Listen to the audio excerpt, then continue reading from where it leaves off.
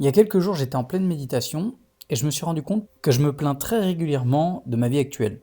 Et je me suis demandé qu'est-ce que je faisais pour changer cette vie actuelle et comment ça se fait que je me plaignais tout le temps.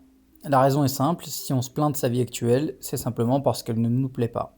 Plus tu te plains de ta situation, plus tu l'ancres dans la réalité, plus tu la vis et plus la situation devient complexe et invivable. Plus tu attires autour de toi des choses qui vont intensifier cette vie qui ne te plaît pas, et donc tu comprends ce cercle vicieux là qui fait que plus ça va aller, et plus tu vas être dans cette vie, et plus tu vas la détester, jusqu'à peut-être aller à la dépression. Il y a deux solutions qui sont venues à moi. Soit j'arrête de me plaindre et j'accepte la vie telle qu'elle est, soit je ne l'accepte pas et je fais ce qu'il faut pour la changer. Ce qu'il faut bien comprendre pour pouvoir arrêter de s'en plaindre et passer à l'action, parce que je pense que c'est la meilleure des solutions, c'est que si on en arrive là, c'est pas vraiment notre faute. Il y a tout un contexte, il y a tout un système autour de nous qui est fait pour nous faire croire, pour nous pousser à penser qu'on peut pas changer de quotidien, qu'on peut pas changer de vie, qu'on peut pas atteindre nos buts, nos rêves et tout simplement les choses qu'on a envie de faire. Tout est fait pour qu'on pense que ce n'est pas possible. Et à partir du moment où tu es enfermé là-dedans, où tu penses que c'est pas possible, forcément, tu vas t'en plaindre en pensant que ce n'est pas ta faute, que tu n'es pas le fautif et que tu n'y peux rien.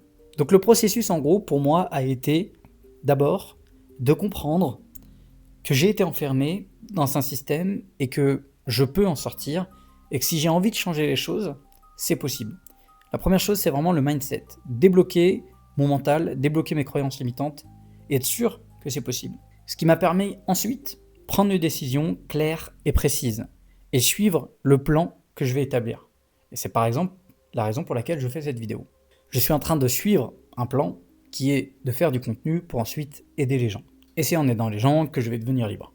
Et la dernière chose, qui en fait peut être faite dès le début et qui peut être faite tout au long, c'est de croire en soi. De croire aussi en la possibilité extérieure de nous que les choses peuvent changer. D'être en gratitude pour ce qui nous arrive déjà, ce qu'on a déjà, et tout ce qui est positif. Parce que de toute manière, que vous essuyez ce qu'on appelle des échecs ou pas, que vous ayez ce que vous voulez ou pas, dans tous les cas, il y a un côté positif. Soit vous apprenez une leçon, soit vous prenez de l'expérience, soit vous apprenez à dépasser des blocages, des croyances limitantes, etc. N'oubliez pas que si jamais votre vie actuelle ne vous plaît pas, premièrement, vous n'étiez pas coupable jusqu'à maintenant. Et à partir du moment où vous avez l'information, vous êtes coupable de ne pas prendre la décision de faire ce qu'il faut pour changer.